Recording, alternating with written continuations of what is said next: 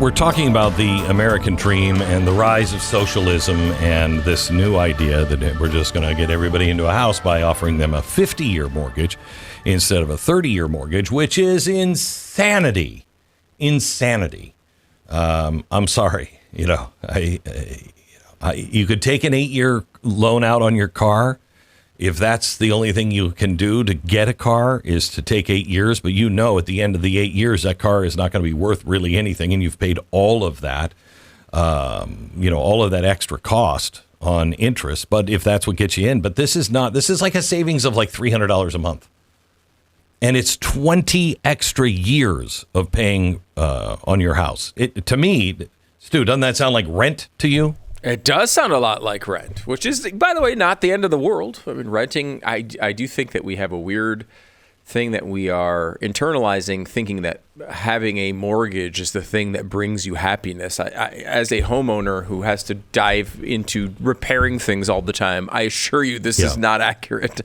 But, it is something that is kind of thought of as part of the American dream and something that can help you, especially if you stay in the same location for a long period of time. But putting a 50-year mortgage in is just going to mean you're going to give a lot more money to the banks. It's great, I guess, for the banks. Maybe it's good for you, but I think at the end of the day, it's certainly not going to increase your happiness when you're in year 18 and you've paid off 20% of your mortgage. Like, when you're at year 30 and you're paid off 40% of your mortgage, these are not going to be fun times. I don't know why that's going to bring you happiness. So the American dream was changed by a guy named, I think his name was Stuart Chase. No, Adams. I can't remember his name. But it was Morticia? In the 1930s. Yes. It was in the 1930s. And, they were revamping everything. And they made the American dream to be a house. And that was never the point of the American dream, because it can't be. That's not what they fought for. That's not why we had the American Revolution. The idea was your life is not set in stone by some king or some caste or some party or commissar. You get to make the decisions on your life. There is no such thing as a ruling class that can keep you down. You're free to build, to fail, to rise again. You're free to chart your own course. And here's the biggest part of the American dream. You are free to chart a course for your children. So when your children chart their course, it doesn't look like the one you started on. Okay? So in other words, I can raise my station in life enough to be able to give my kids a hand up so they can chart a course for them and they can make it a little farther than I did.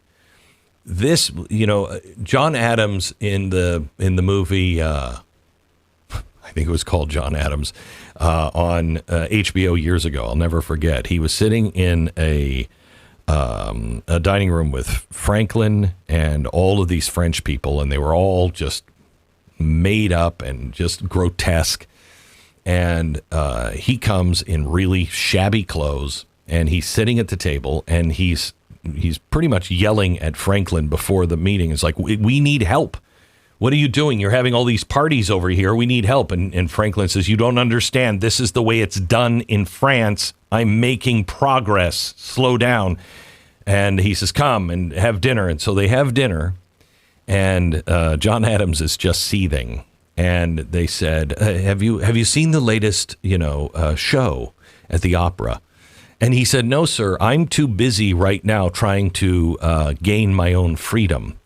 So maybe then with my own freedom, my kids can help me work the land, and my kids can go to university to study agriculture and mathematics and philosophy and science. So then maybe their children will be able to go in and study the arts and be able to have a chance to see the theater.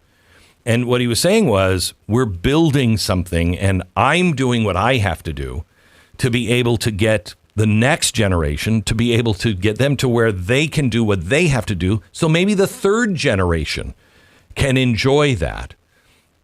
We're now so deep into the generations that we've not had anybody really truly struggle, except maybe in our own lives we've seen the struggle.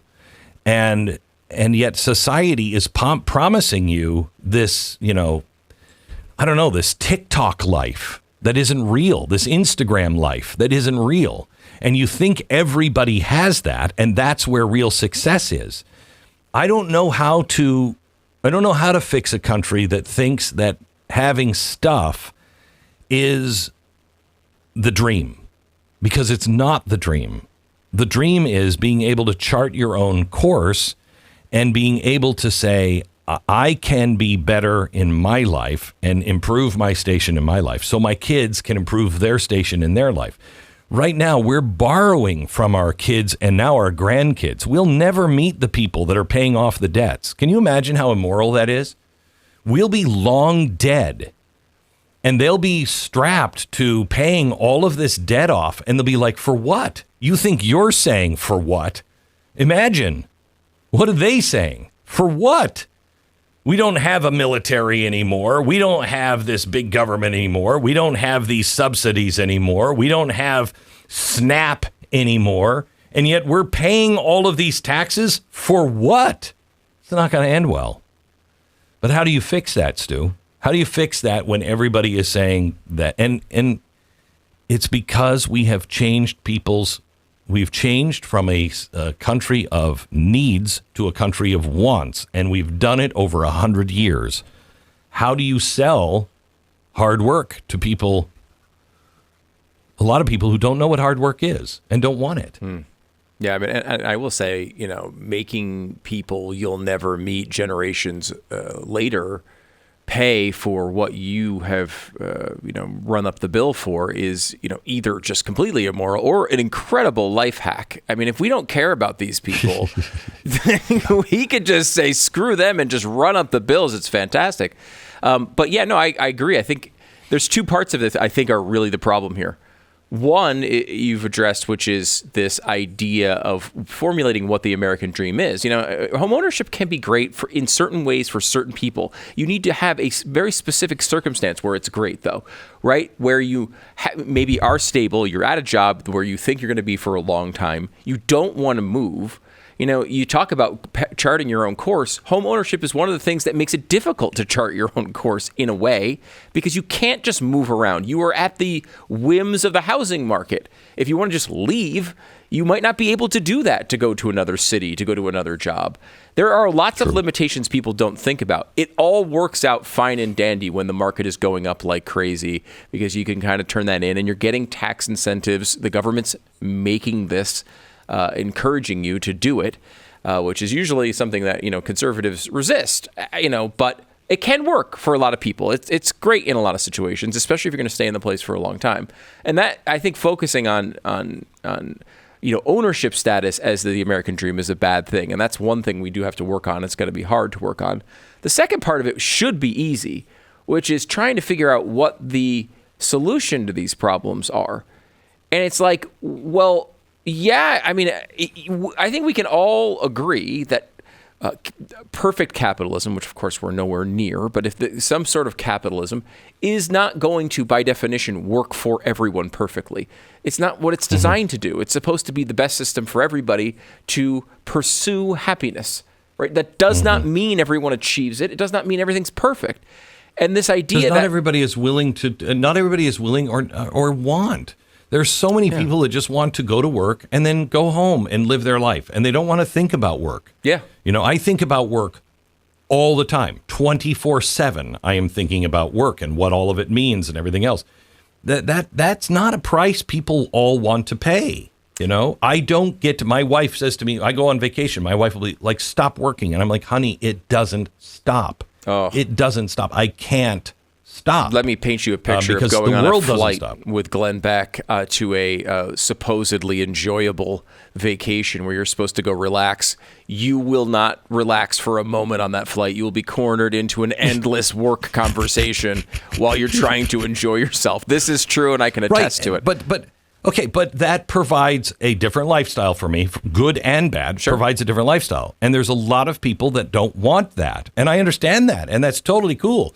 But you don't get the same equal outcome. Yeah. You know what I mean? And I think there are some people that work really, really hard their whole life and they still don't get the same outcome. As a massive fan it's difficult. of capitalism, I can totally admit that. There's tons of people that will work their asses off and try really, really hard. And likely, I mean, capitalism typically, in most cases, will provide a life that if you work your butt off and you really try your hardest, you can get by. It doesn't mean you're going to live the luxury life, but it might mean those things.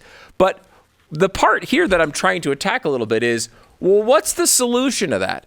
If you think the solution is the type of government that you described at the beginning of this hour, when you were going through our torch history lesson here, of every single time socialism has been tried, it's failed miserably. Why on earth would the solution to whatever problems we have with capitalism be the form of government that has failed every single time? It's like saying, well, I'm going to the gym every day. I'm working out really hard. I'm eating right. And I am not making the U.S. Olympic team. Therefore, I'm going to amputate my left leg.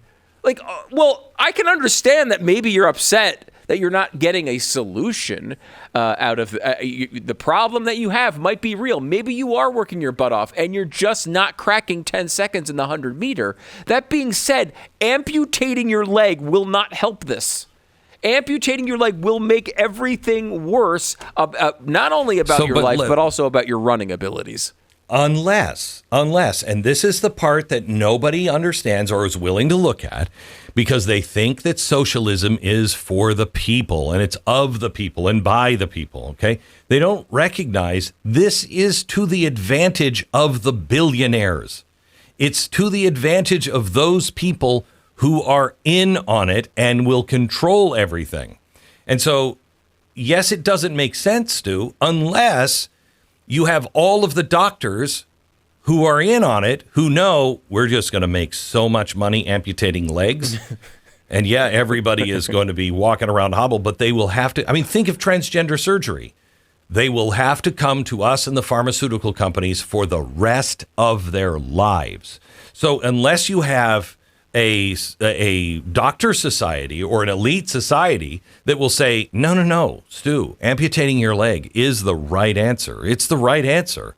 Trust us. It might get tough, but it's going to get even better because you're going to be fair and you're going to run so fast. And then when it doesn't work out, all they do is they say, you know what the problem is?